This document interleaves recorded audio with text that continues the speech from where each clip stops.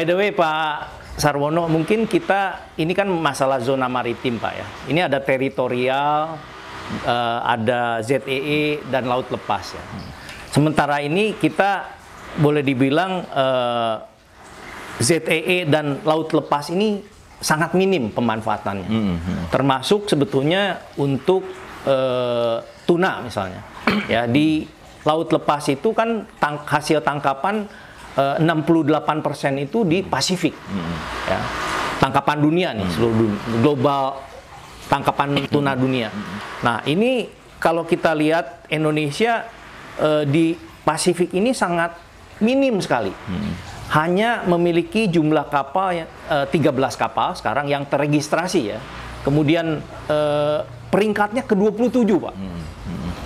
Nah, kira-kira sebetulnya apa yang bisa kita lakukan untuk memanfaatkan ZE dan laut lepas dengan tetap memperhatikan tentu SDG 14, sustainability dan juga masalah COP26 yang perubahan iklim, Pak. Ya, saya kira intinya adalah kembali ke yang tadi kita bahas sebentar ya, tentang kawasan segitiga terumbu karang itu. Ya. Nah, kita tuh harus berwibawa dan menentukan di situ. Dan ketika saya melakukan pertemuan ya dengan negara-negara CTI itu, sebetulnya peran itu diharapkan dari Indonesia. Gitu. Dan Pak SBY waktu itu juga sudah berinisiatif mendirikan markas besarnya CTI itu di Manado. Nah, tapi kembali ya, itu karena mungkin ya wawasan kemaritiman kita belum pernah tertanam di sanubari kita dari anak-anak. Ini nggak jalan gitu loh. Nah, sehingga saya mulai dapat informasi bahwa pemanfaatan dari adanya CTI itu malah sekarang dilakukan oleh negara-negara seperti PNG. Betul, betul. Nah, saya dengar banyak sekali kapal-kapal China yang mangkal di sana buat nangkep ikan gitu ya. Nah jadi jangan-jangan nangkepnya di ZEI kita juga, Pak. Nah iya. Karena kita terlalu konsentrasi ini di Natuna padahal yang paling banyak dan potensinya besar di Pasifik. Nah, jadi geopolitik maritim juga harus kita benahi begitu ya. Betul. Nah, hal-hal ini yang saya kira harus menjadi perhatian dari para decision makers ya. Hal seperti semacam ini kelihatannya memerlukan perhatian lebih banyak, katakanlah begitu. Iya. Dan satu hal ya mengenai sikap. Saya pernah nanya sama orang Korea. Saya bilang, Korea dan Indonesia kan tahun 50-an sama-sama miskinnya. Ya. Kenapa kalian bisa makmur seperti ini, sedangkan kita ketinggalan dari kalian? Tahu nggak jawaban dia apa? Pak Menteri katanya, ada perbedaan yang sangat kecil tapi penting antara Korea dengan Indonesia. Apa tuh? Saya bilang apa tuh? Kami orang Korea tahu apa yang kami mau. Kalian orang Indonesia cuma tahu apa yang kalian nggak mau. Gitu. Gitu ya. Itu benar juga. Gitu. Iya. Nah, jadi itu saya kira pembudayaan kemaritiman ini merupakan suatu hal yang memerlukan pendekatan politik lewat produk-produk politik, tapi juga pendekatan kultur ya, dan menanamkan jiwa kemaritiman di sanubari kita gitu.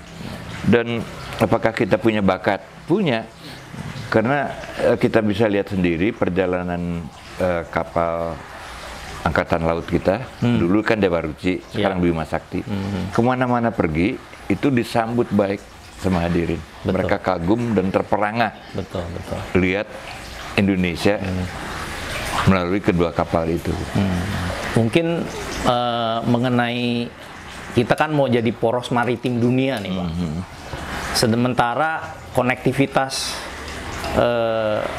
wilayah timur dan barat ini masih belum bagus lah, harus dibangun terus-menerus. Menurut Pak Sarwono apa yang harus dilakukan nih? Terutama banyak. Logistik perikanan juga kan? Banyak, ya. Ada 7 poin paling enggak yang sudah diidentifikasi ya, yang harus kita lakukan. Saya nggak hafal, tapi 7 gitu ya. Ya. Di buku Bapak ada tuh? Enggak. Oh, enggak. Nanti buku yang kedua mungkin. Oh, buku yang kedua, oke. Nah, jadi kita jauh dari kelengkapan yang diperlukan untuk menjadi negara maritim. Karena kan definisi dari negara maritim adalah bahwa negara maritim adalah suatu negara yang perekonomiannya itu didasarkan pada lalu lintas kargo yang besar dan berpengaruh, didukung oleh angkatan laut yang kuat. Jadi Indonesia memang merupakan negara kepulauan terbesar di dunia, tapi belum negara maritim. Ya. Karena kita nggak punya kapal armada niaga yang kuat. Ya tentunya pertahanan keamanan lautnya juga seperlunya aja, gitu. Menurut apa yang kita mampu sekarang. Oke. Nah, tapi kalau ekonomi kita berkembang dan juga ada kajian-kajian seperti dari Pricewaterhouse ya, yang menyatakan bahwa Indonesia tuh punya peluang menjadi ekonomi terbesar dunia yang keempat loh. Itu mau nggak mau kita harus jadi negara maritim. Gitu. Dan disitulah kita menjadi poros dunia. Oke. Gitu. Karena kita lihat alki kita, ya itu juga posisinya kan sangat strategik. Nah, jadi Pak Jokowi itu betul kita harus mewujudkan kawasan ekonomi khusus di mana-mana. Ya, betul. Dan juga menciptakan jaringan konektivitas walaupun masih terbatas dalam negeri untuk menekan disparitas harga antara Indonesia Timur dan Barat. Udah mulai. Nah, cuman nggak cukup sampai di sini karena kalau proyeksi itu betul bahwa kita akan menjadi kekuatan ekonomi nomor 4 di dunia ya kita mau nggak mau harus mendesain poros maritim kita sehingga dia berkelas global. Gitu. Terima kasih Pak Sarwono sudah hadir bersama Cut Off Channel.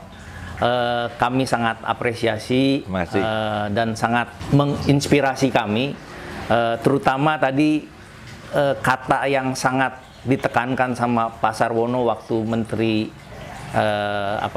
Eksplorasi Laut, dari gagasan dan tindakan.